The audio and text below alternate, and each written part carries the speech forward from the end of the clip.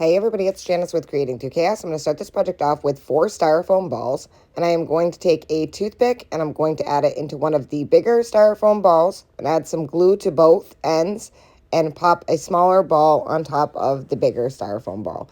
I don't know exactly what size these were because they were kind of just in a drawer that I had, but if I had to guess, it's a 2-inch ball and a 1-inch ball. I'm going to do that to 2 of them. So just kind of getting them stuck together with the 2 toothpicks. Then I'm going to take another toothpick and stick it in the bottom of each one so that I can handle it while I am working on it.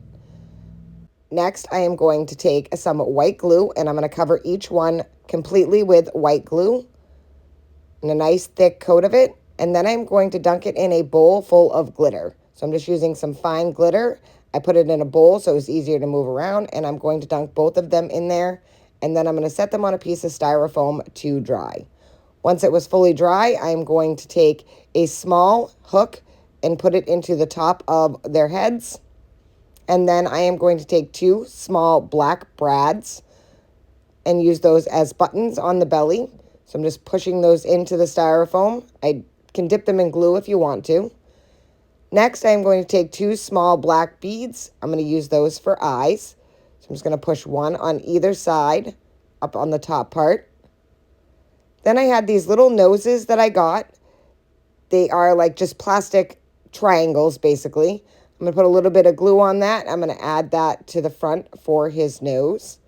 Then I'm going to take some orange paint and paint over them because I didn't like the color orange that it was. It was very bright, so I used the color burnt orange and just painted over it. Just give it a quick coat of paint and change the color of it so that I liked it better.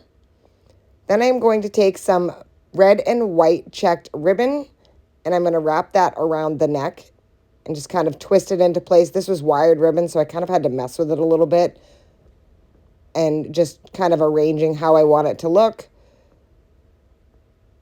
And then I'm going to glue that into place. So I got it all kind of set how I wanted it, and then I am just going to glue that where I want it to be. And then once I have it all glued on, I can cut off the excess a little bit and give it a little bit of a trim. Once I have the scarf in place the way that I want it, I'm going to take a piece of red cording. I'm going to run that through the hook that I put up at the top. And then I'm just going to pull it together and tie it off in a knot and then just cut off the excess. And now he can hang on the tree. Then I took out the stake at the bottom. And I'm just kind of pushing that hook into the head so that you can't really see it.